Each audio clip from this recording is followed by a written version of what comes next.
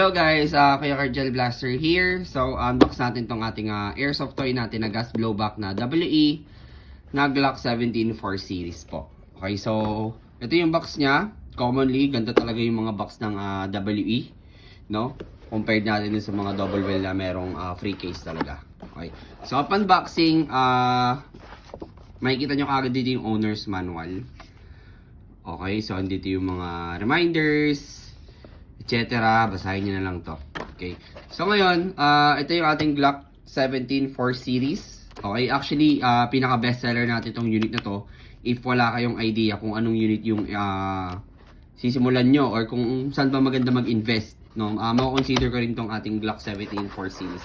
So, mapunta muna tayo dito sa magazine niya.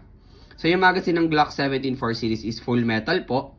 Okay, with 26 to 25 rounds yung pwede sa magazine.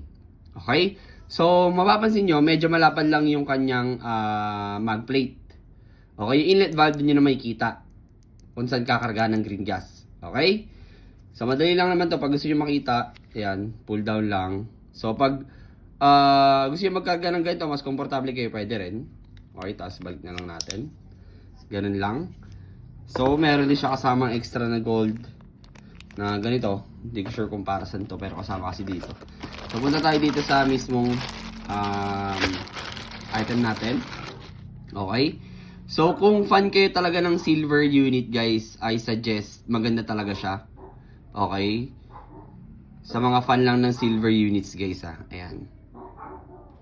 Ayan yung design. May WET markings.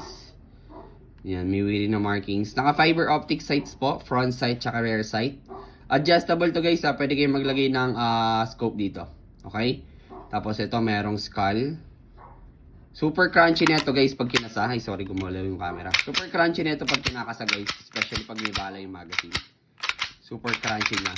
Ayan, may butas dito sa gilid. Ayan. Tapos may under railing for accessories attachment. Okay? So, maganda yung trigger niya. Isa rin to sa mga pinakamagandang gusto kong trigger sa mga Glock. Especially 4 series. Super quick responsive na ito pag dire-diretso yung laro niya. No? Ayan. So, ito yung hand grip. Okay? Ayan. Tapos, ito yung magwell niya. Silver din. Ayan. So, ito yung slide stop. Okay? So, naka-fix ba? Hindi pala siya naka-fix barrel, guys. Ayan. So, gumagalaw siya. Ayan. Ito, yung dilaw na yan lang is yan, Tapos, yung serial number niya is, tag dito. Naka-engrave na.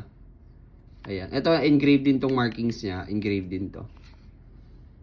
Ayan. Made in Taiwan, as usual. So, out of the box, yung FPS na ito, output ng FPS na ito, yung nasa 350 to 370 to 380. Ayan siya. So, pag tinutok mo ng ganyan, ganda. So, pag nilagyan natin yung magazine. Ayan. So, automatic kasi pag nagkakasa kayo, pag walang bala yung magazine, mag-slide, mag-stop talaga siya ng ganyan. Tapos, pull down niya lang. Ayan, yung markings din. Ang ganda to actually. Sobrang ganda. Ayan, diba? So, papost natin to sa YT natin tsaka sa Telegram channel. Ayan.